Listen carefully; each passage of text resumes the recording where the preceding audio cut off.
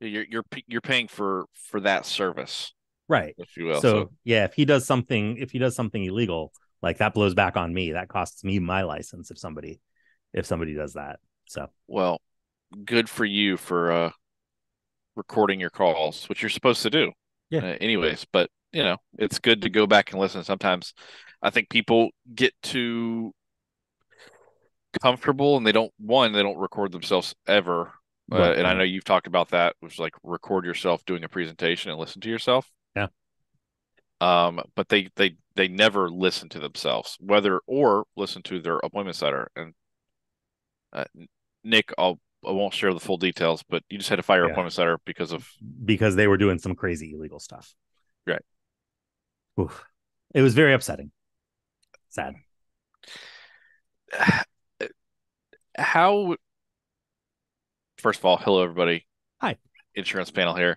Um, how would you go about finding a new appointment setter now? Well, so I mean, ideally, you get somebody referred to you that's already trained and is good and is reasonably priced. What I'm doing right now to get a new appointment setter is I'm actually in the process of I've hired somebody. I had hired somebody to be like an assistant for me, and Hmm? I'm going to be training them to set appointments also now because I now have need for a new appointment setter. Um, so I've gotten to the point in my business where I need somebody to do admin work. Yes, like I have admin work that I can outsource and that I need to have done.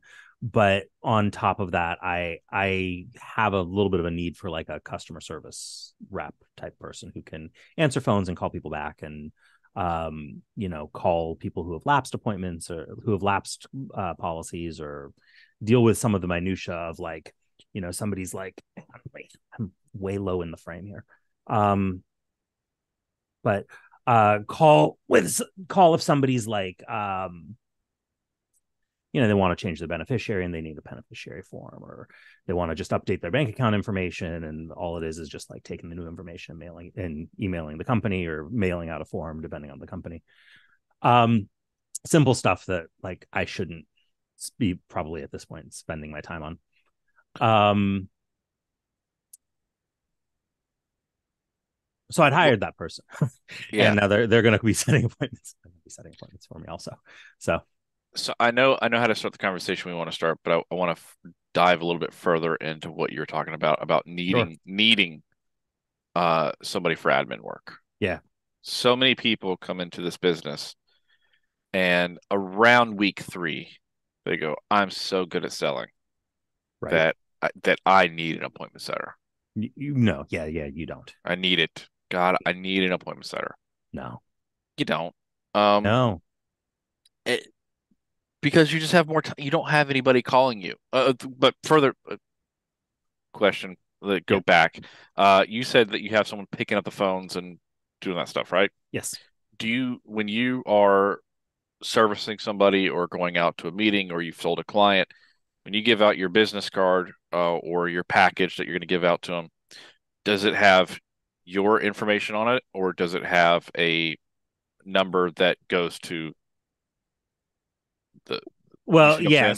yes. Yeah. So this part is new for me, but it is going to go to it like my new business cards are going to have the phone number that is my office phone number that will be answered by either me or my appointment or my assistant. So ring to both, and then whoever picks it Yeah, up yeah, first. so Ideally, you want your person to pick it up. yeah, right. I mean, and the reason why I got to this place was because I was getting to the point where, I'm in meetings, I'm in appointments, I'm, doing stuff all day long, I'm recording videos, and my phone is just ringing like constantly. And so Right. I would get to the end of the day and I would have like 30 voicemails that I would need to call through and get back to. And it's like ideally like somebody just answers the phone and gets those instead of it going to voicemail, right? Like that's right. So if you're getting to the point where you are so busy during the day that your voicemails are piling up and it is taking you like an hour just to listen to them, let alone call them back, yeah, you should probably have somebody helping you answer the phones. If you're not there, that's maybe not an expense that you need to spend. Um, Yeah. where would you say, what number of clients would you say that I know you're saying it's like more of a if you don't have time, but Yeah. I think that time relevates to or is resonates with a number of applications that you've written Yeah. that you're trying to sustain that book or acquire that keep that book. And I think I've been telling somebody, what I found because I've built like an in-house retention team Sure. where we're at for our LOA book of business or our book of business essentially. Hmm.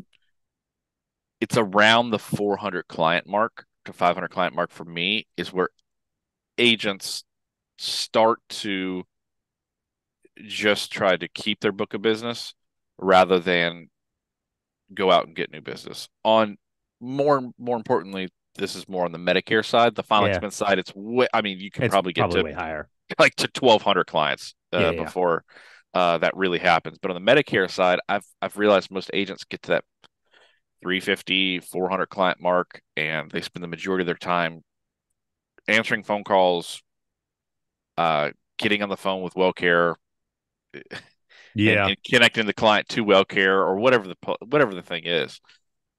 That's about where I found it. Do you find it similar? Yeah, on the Medicare side, I would say that's about right. I'd say somewhere between 300 and 400 people on your book of business. That's sort of something that you need to start seriously considering. And with Medicare, you can definitely afford at that point. Right. Like and that's what I would think about it as is like think about how much you're going to pay a customer service rep. Um, somebody to answer your phones and stuff for you full time. You're probably paying them like, I don't know, $10 an hour. Ish, Mhm. maybe more. Maybe $15 an hour. Sort of depends on who you're hiring and what their qualifications are. Are you hiring somebody local? You're hiring a virtual assistant from overseas. Like what are you doing? Um, Honestly, I know some guys who work in the ACA space who hire virtual assistants from overseas to do this kind of stuff, and they're able to pay them like $4 an hour. So I don't know. Like I don't know what the going rates are for people. I just know what I'm paying. Um, but but your renewals should be able to pay for that. If you're on the Medicare side, your renewals should be able to pay for that entire salary and then some. Correct. Right? You should like if your renewals are, I'd say like 3 times what you're going to be paying that person. That's when you should be hiring somebody. Um. So yeah, it's a good thing. And that would be probably like 350, 400 people on the final expense life insurance side without Medicare. Yeah, like if you've been writing, if you've got kind of the same amount of like if you've got like $1 million that you've written, Sure. you've put $100,000 on the books for 10 years or $250,000 on the books for 5 years or you know whatever it is like Uh, Okay. at a Another certain question. point at a certain point you'll know though because you are going to Yeah, start having these like stacks of unreturned voicemails that need to get returned because you're like doing stuff, right? correct. Currently today, mostly what happens is I have to just have things like right in front of me, and it's like, what is the decision you want to make on this thing? It's like, okay, great. Here's four other things you need to make a decision on.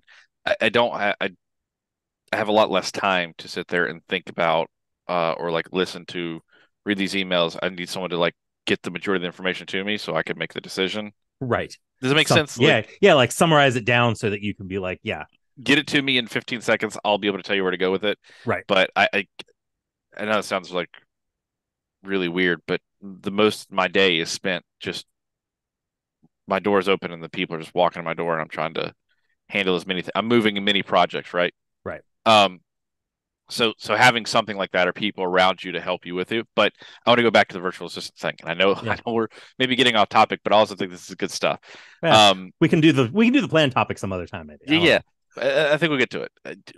Okay. To quote the great Ramiz Hakim, Sure.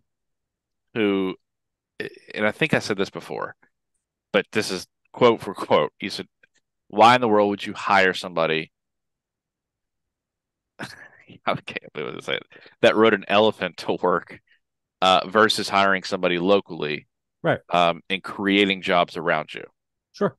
So when it comes to virtual assistants versus locally, Remiz and myself nowadays, I'd say a few years back, maybe I'd say a little bit after I talked to Remiz, I was still using a lot of overseas stuff, but more over the last couple of years, I've gotten more and more in-house. The quality is better from appointment setting side and blah blah blah. Sure, sure, sure. But I think it's important that if you are the person that's starting to create jobs around you in your local area, then you'll grow even exponentially higher. Yeah, that makes a certain amount of sense. Because it for me, it feels good to know that because you're so busy because of what you're doing, you're the business that you're creating. Yeah. You're creating other people's jobs around you that are supporting maybe not just one person, but you might be feeding a family. Yeah, sure. So I don't know. It's a just Yeah, no, it's absolutely. Like I'm not I have no real dog in that fight. Like I know a lot of people who use virtual assistants from overseas. Very happily, I know people who use virtual assistants that are in the United States. Very happily, I know people who hire local assistants to come work in their office with them. yeah, Very happily. Like it's just I feel like there is an element of it depends on where you are in your journey. It's going to be a different thing for different people. correct. And and it also depends a little bit on like what do you need this person to do. Like Cor if you've got very full-time work, like if you've got enough work that you've got 40 hours and more of work for a person to do where they're going to be busy all day long, yes. 5 days a week, Yes. yeah, probably hire locally. You'll be able to oversee what's going on better. Like there's a whole bunch of stuff. But if you need somebody to animate a doodly video, Yeah, hire that out, man. you need to go on Fiverr. Yeah, Right, hire Nick? that stuff out. Yeah. I'm looking at you. Yeah, no, I know. I got projects on projects on projects. I know. I'm It's kidding. way off the topic for what we're doing because I don't think we're really talking about that kind of stuff. But That's yeah, fine. But okay, so I'm going to go all the way back and get it to what we want to talk about because you let go of your appointment setter. yeah. But when you have an appointment setter, how much important is it to have an abundance of leads? Oh, it's very important. Otherwise, they don't have anything to do. Who You are they see going to how call? you see I Yeah, no, tied that back? yeah, brilliant, man, Um, genius. so again, when people first start, they're not. I don't even think they're one buying enough leads at all for themselves. Almost ever. But then Almost never. when they say that they get an appointment setter, that this appointment Yeah. setter should be able to set like I think people and I did it myself. I'd give an appointment setter, you know, 50 old leads, and I'm like, I need 20 appointments this week. No, that's not going to work. Doesn't work, right? No, that's not going to work. Yeah. Um. So like the thing that you need to know about appointment setters, and I have set my own appointments, and I've used appointment setters both somewhat extensively, and again know a lot of people who have appointment setters, know a lot of people who set their own appointments. Decade in the business. And like years before I was in the business, knowing people who had experience with appointment setters. Um, there is the best appointment setter in the world is going to set appointments that are less good than an appointment that you set yourself. The single best appointment setter in the entire world will be less good at setting appointments for you than if you picked up the phone and called yourself. And there's always going to be that trade-off because they're not you. Exactly. You will always make a stronger appointment because you're you. It's you that's going out to see the person. And that is always 100% of the time going to be better. There is also a level of it is slightly harder to set an appointment for a third party. There's a difference in the number of people who will agree to, hey, your local agent is going to be coming out on Tuesday. Would it be better for him to come by at 10 or at 5 than it is for, hey, I'm going to be in your neighborhood on Tuesday. Are you going to be home? right? Like there's a difference there in the level of trust that you're going to be building and the number of Correct. people that are going to say yes to, hey, I'm going to be in your neighborhood is going to be a lot higher than the number of people who your local agent is going to be in your neighborhood. There's just Correct. always going to be that distance.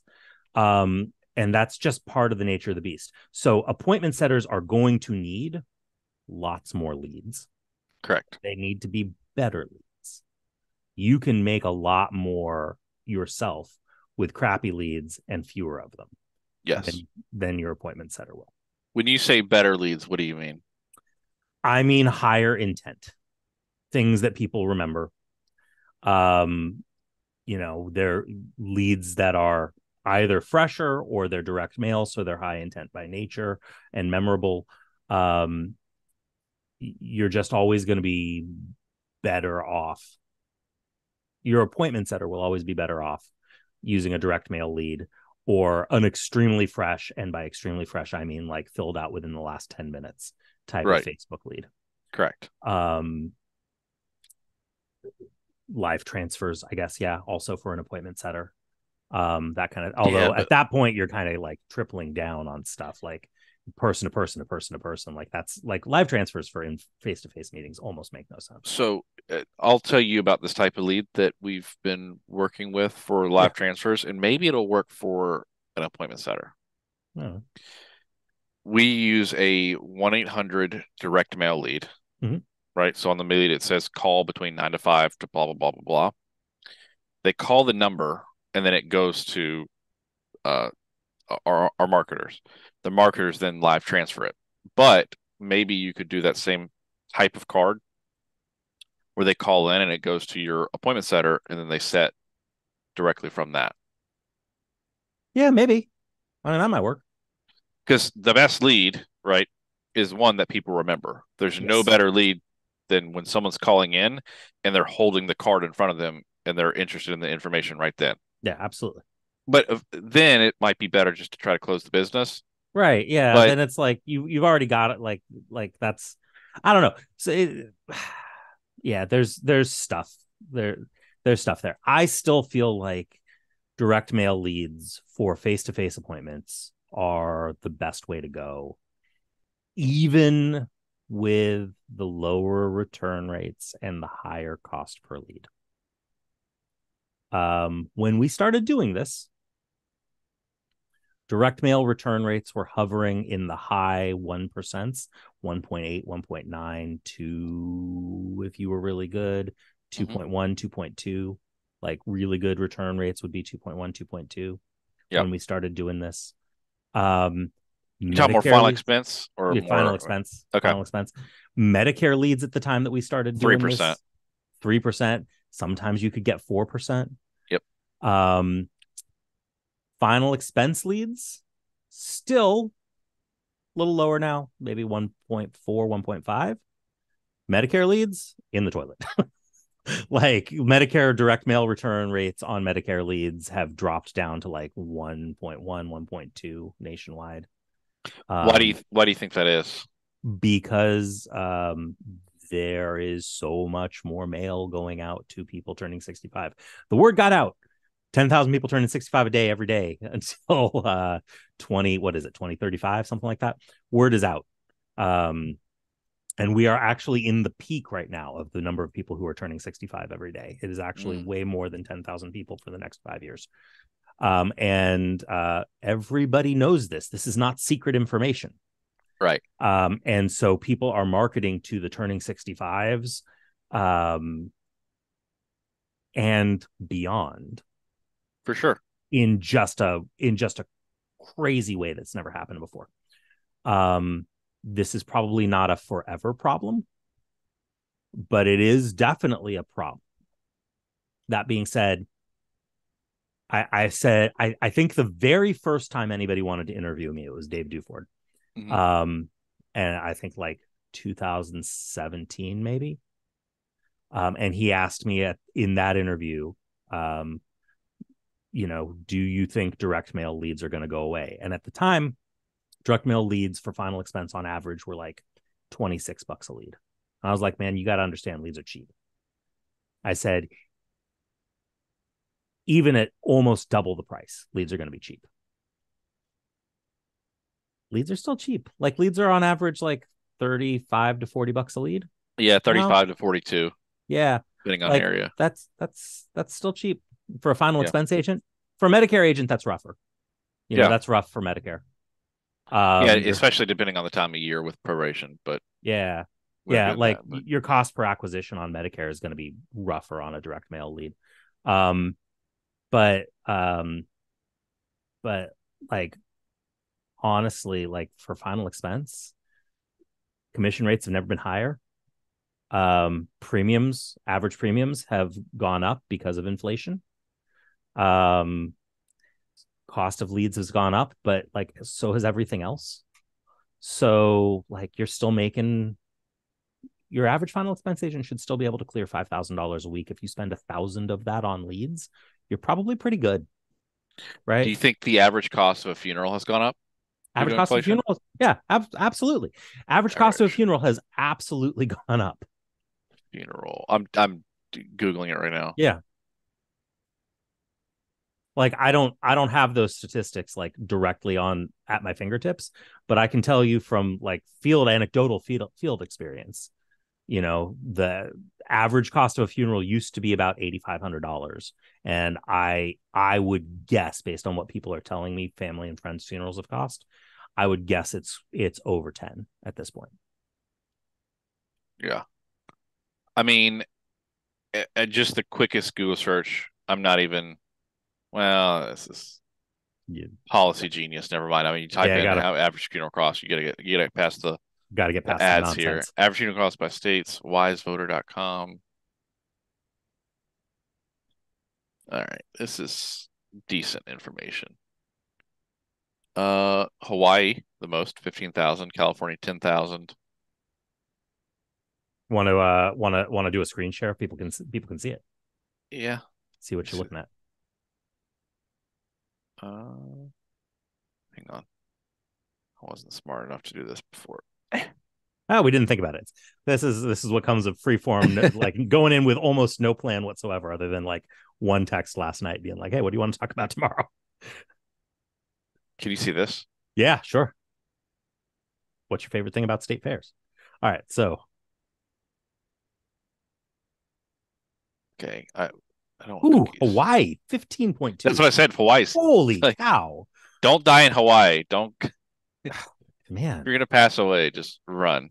But like, look at that. Like New Jersey, Rhode Island, Connecticut, Alaska, Maryland, Massachusetts, New York, Oregon, all well over $9,000 on average, and that's average, right? Like people are spending way more than that in order to make that average. Yeah. You want me to teach you how to sell final expense for anybody that's watching this? Watch this. Yeah.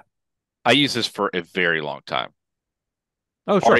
Parting.com. I don't know if you've ever Yeah. seen this or not. Yeah, absolutely. I know Two parting.com. eight. What's your zip code, Miss Jones? Oh, it's 28412. Okay, great. I'll ask you a few questions. Perfect. You're playing for the future? Yes, ma'am. Okay, perfect. You want a burial cremation? I would Burial. like burial. Okay. Would you want a service? Yes. Because even if they say no, the answer is yes. Because their family is going to want one. Correct. Would you like a wake or viewing? Probably yes, also. All right.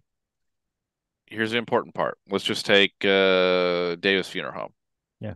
Estimated cost, Miss Jones. Basic services, viewing, visitation, funeral, transfer of remains, embalming, casket, Artibaro Cantera dressing casket. So let's just click here, Miss Jones. In this Davis Funeral Home, and most of the time, people know what funeral home they want to use. Yeah. They will tell. We've been going to Davis Funeral Home for years. Right. They always take care of my family. Yes, because you're going to pay them thousands of dollars. Yeah. Of course, right? This is the average price for a casket, Miss Jones. Just understand that family members get upsold on caskets every single day. Your family is gonna spend between 5,600 and, if you want to be safe, $10,000 to $12,000. And that's today. That's if you die today. Now, yeah, if you die now. The other thing you have to understand, Ms. Jones, is that everything is getting more expensive, and that includes funeral costs. Correct.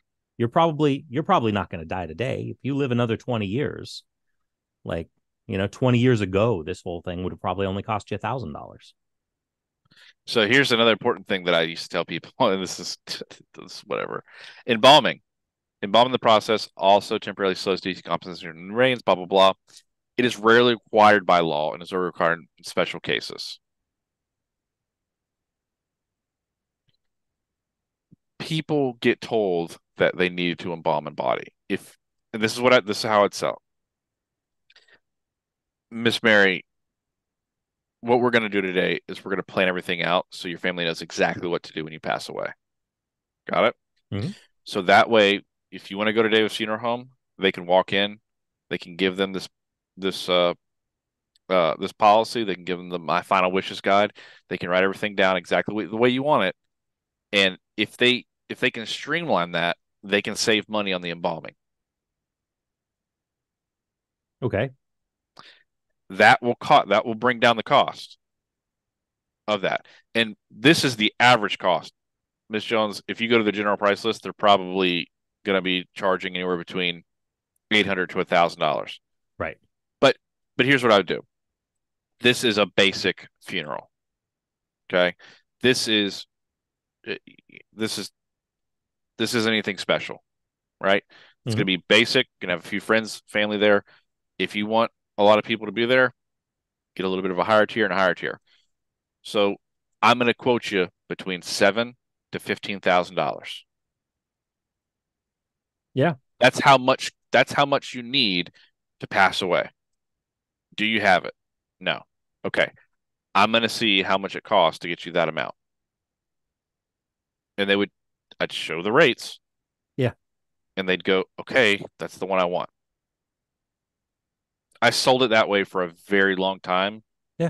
When I was at the 16th Dead President's Heritage. Can't say it. Right. Right. But that's how I did it. I got my final wishes book, take the policy. You need this much coverage. You understand that, correct? Yes. Yeah. Okay, great. I'm going to quote you here, here, here. Which one do you want? I mean, like, yeah, and that's and the reality is that's going to get them what they need. Like that's the other thing is it's like it sounds like you're upselling, but the reality is the majority of people are underinsured. Correct. The majority of people are underinsured. There are so many times when I have gone to help somebody file a death claim, and I've helped with a lot of death claims at this point on policies that I've written, where the beneficiary gets that check and they're like, I am so glad I have this check, but man, this is probably not going to cover it. Yeah. Just I mean, and I do, I think, a better job than most of getting people as insured as possible. It is always better to have more coverage unless there are always more expenses.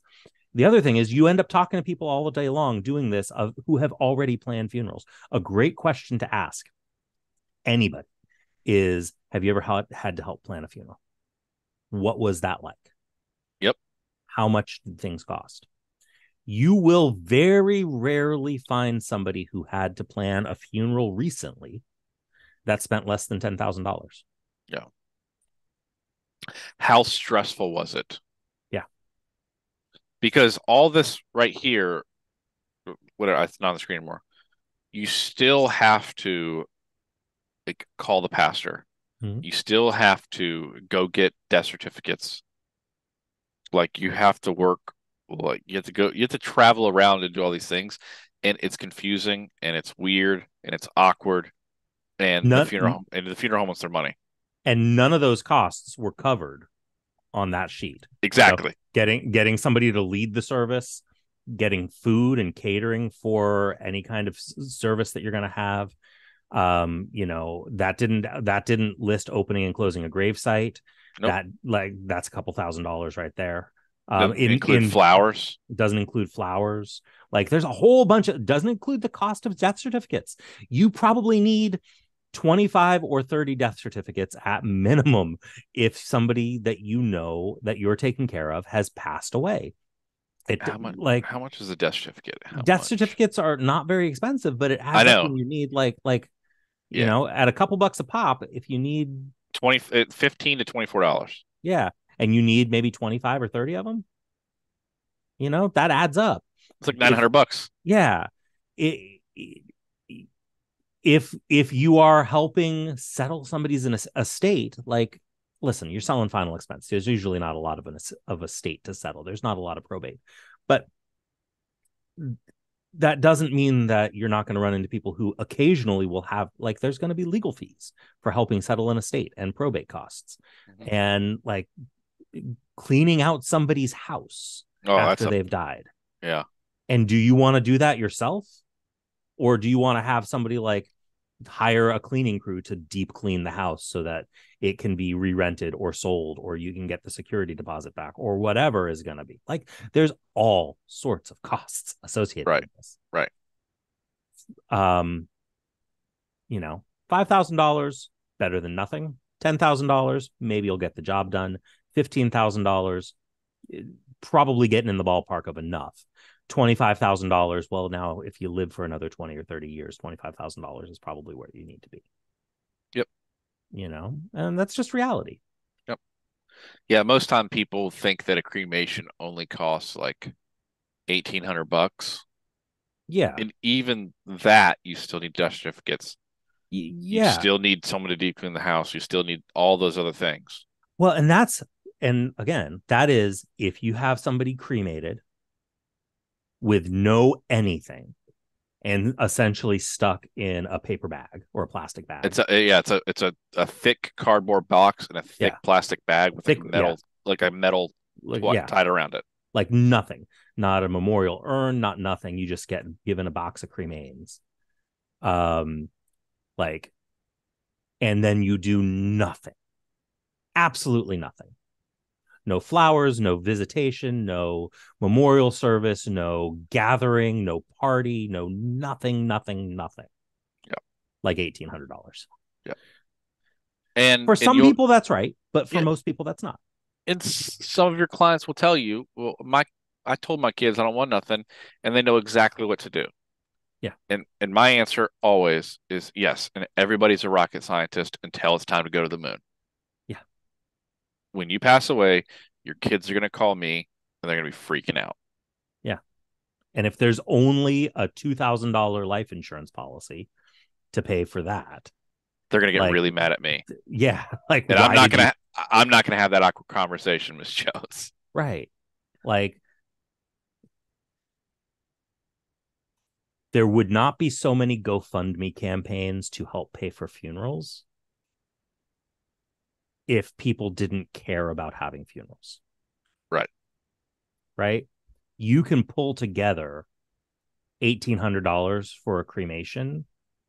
If you've got any kind of family members can pull together $1,800 for a cremation to get a cardboard box with a plastic bag and then go scatter the ashes somewhere, and nobody does anything, pays for anything. Right.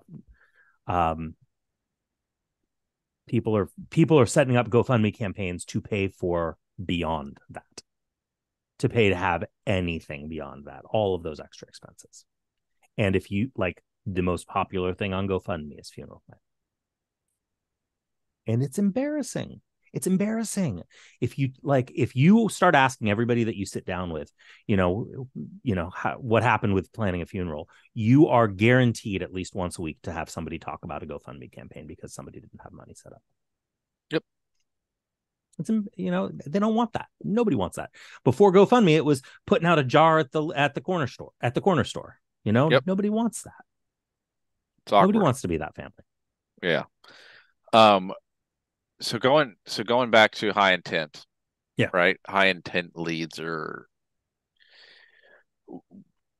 you think there's any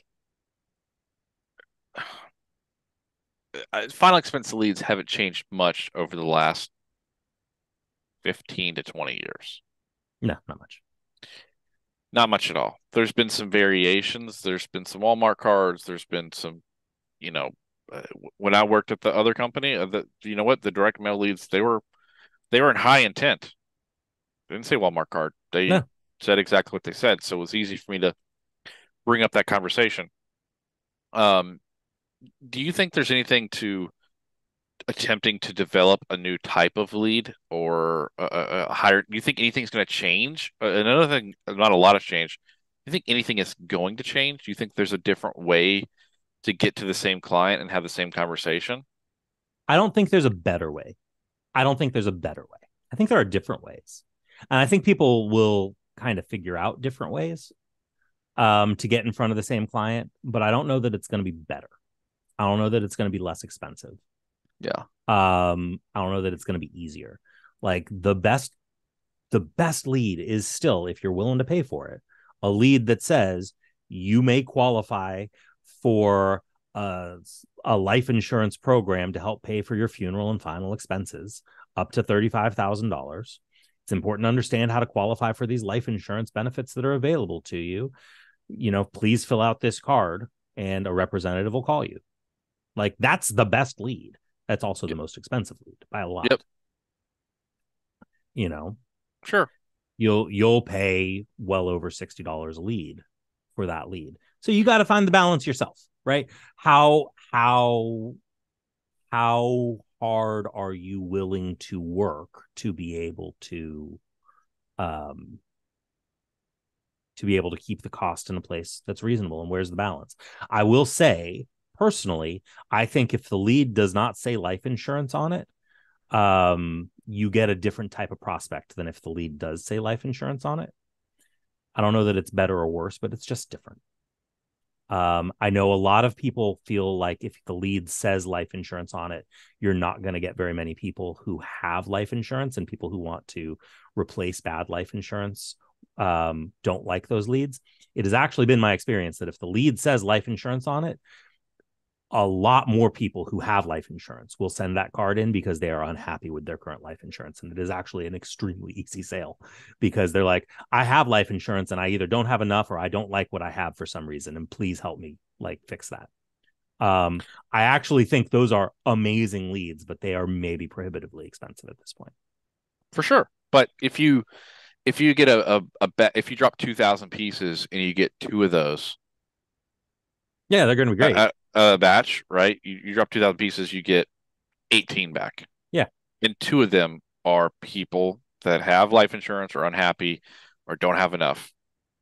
It will pay Oh, for yeah. the entire lead drop with Yeah. one of those sales. Yeah, absolutely. Yeah. So, and like the leads that offer free Walmart gift cards, you're going to have a much less expensive lead, but you're going to also get a lot more people being like, hey, I just filled this out so I could get the card, get off my porch. Sure.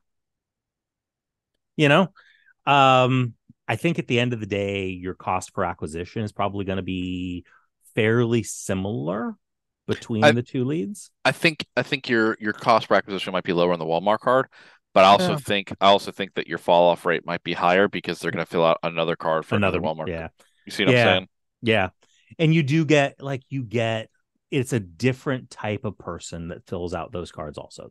It has been my experience that the psychology of the person that fills out those cards is a little bit less together. The person who's filling out cards to get free Walmart cards is maybe not as completely cognitively together or sane as the person who's filling out the card that says life insurance. Now, is that good or bad? I don't know that they're bad prospects. I think you just get a different prospect, not dramatically different, just a little bit different.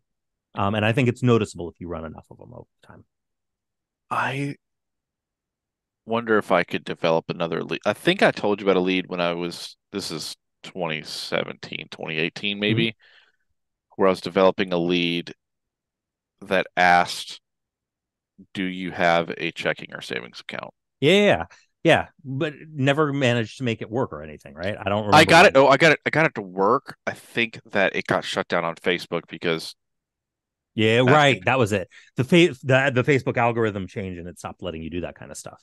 Right? yeah, They started cracking down on. yeah, it was I was asking it's a custom question. Yeah. But the people that I did get to fill it out, Right. Right. man, it was a good lead. Yeah. Um, so I wonder if I could develop like something like that again. because that to me would be a, Yeah. you know, life insurance is cheaper if you're not sending cash every month or have somebody come by. Like Yeah. life insurance is cheaper if you have it on direct bill with a checking or savings account. Do you have a checking or savings account, and would you like to save extra money on your life insurance? Right. Something like that. I Something don't know. like that. Yeah. Get it through compliance and make it so you don't get shut down. Yeah. Okay. That's another thing. When you're going through, when we're talking about leads, what's compliance look like on a final expense direct mail lead? Ah, man. I'm going to tell you, I'm not even sure that the various state departments of insurance know. Like they'll tell you that they've got guidelines, but those guidelines seem to be all over the place. Yeah. I don't know. I think I get a strong impression that people are making that stuff up as they go along. 100%. Like, And I also think that the state only steps in when there's enough complaints yeah, and that lead is found. yeah. But I don't believe the state's walking around going, "Can I see your mail? Mm-mm. Let me see what you're getting. Let me see if it's compliant." Yeah.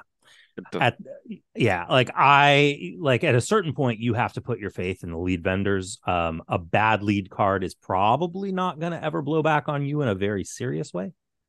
It could. I mean, it's not impossible. mm-hmm. Don't run stuff that you think is don't run stuff in bad faith. Yeah, if you go, man, is this okay to run? It's not. Yeah. It, Yeah. it, Yeah. Don't run stuff in bad faith like that. That's a bad yeah, idea. if you have to question it at all, just don't do it. Yeah. Um, But if you're working with a reputable lead vendor who's been doing this for a long time, um, odds are they're on the right side of the law. right, like lead concepts. Lead concepts, lead connection, need a lead. There's a bunch of them. Yeah, Um, all good people. yeah. Like they have a ginormous reputation. They're not going to ruin it Yeah. to make a bad lead. Yeah. RGI. RGI. I'm trying to think of If other places. There's if I'll just tell anybody this, and you probably they RGI mostly works with IMOs. yes. Um, if you can get your hands on RGI leads in your area, just get them. Yeah. They're the I don't know what they do. Oh, they're a data driven company. Yeah, they're not a mail house right. first. They're a data company first, and that's the Yes. difference. Yeah. Yeah. They have a lot of analytics on in years and years of returns, but the people there's I can confidently say this. We have our own mail house. Yeah. RGI leads, the leads are fire. Yeah. Yeah. Absolutely. I mean, it's wild. Yeah. It's they're very good. So if your IMO has the ability to get RGI leads and they're in your area, I would just Yeah. scoop up whatever you can. Yeah. Absolutely. If they've got an open territory, sure. But Absolutely. maybe, and I don't know if we said this today or yet, but buy leads. Oh God. Yeah. Buy leads. We haven't said that today. People buy leads. Buy leads every week. Don't screw it up. Yeah.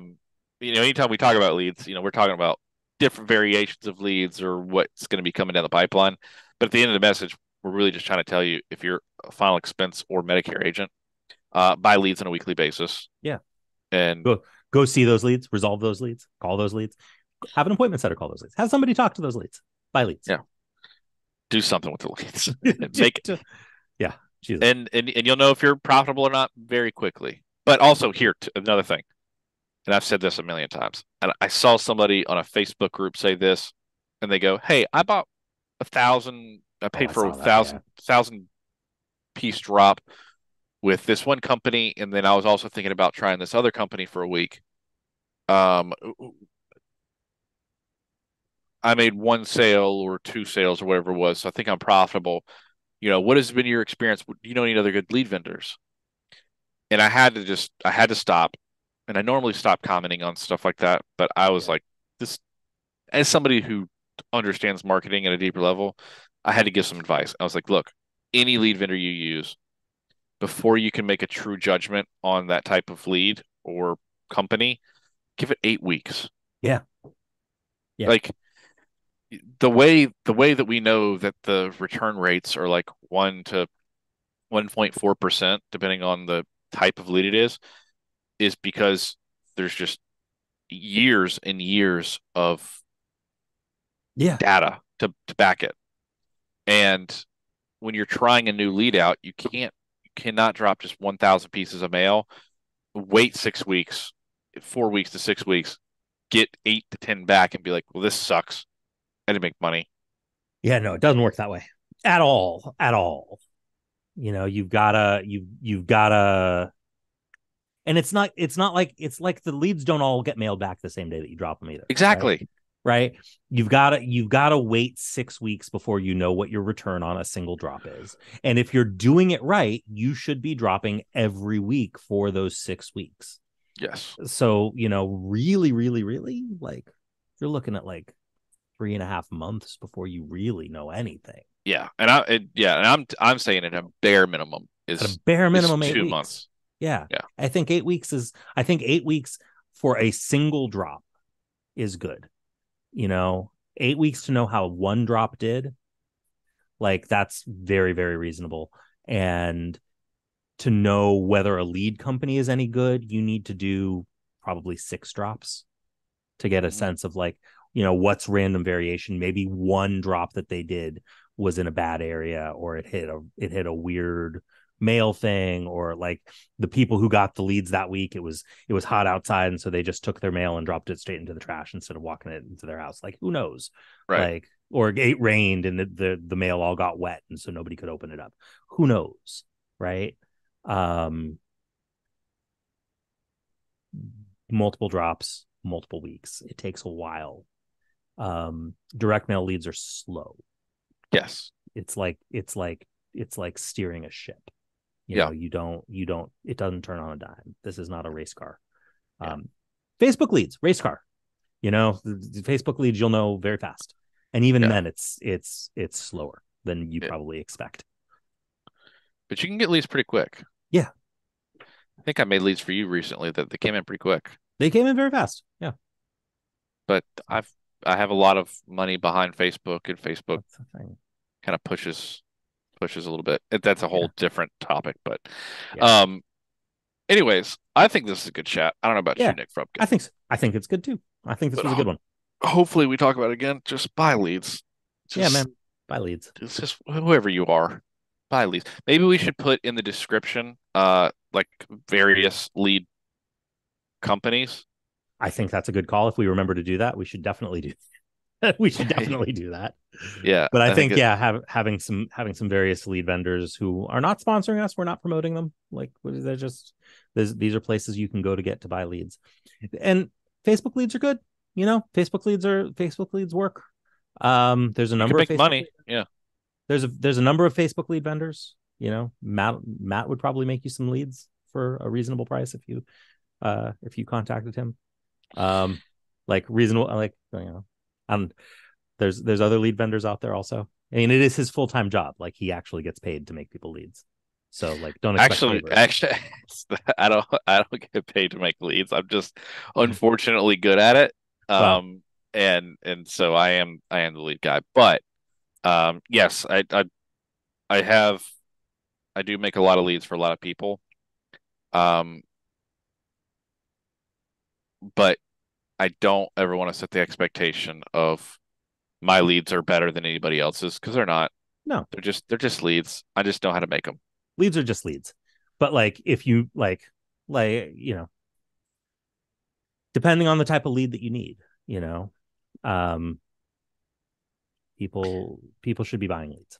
How many lead vendors truly in the final expense business or Medicare business do you think are truly tried, true, and reputable? Um, Direct Like, mail. could you I'd say you've got to. could could you name it on two hands? Yeah, probably. Is But it that's still a lot. that is a lot, but I think the number is like less than 10. Yeah, probably less than 10. I'd say more than 5, less than 10.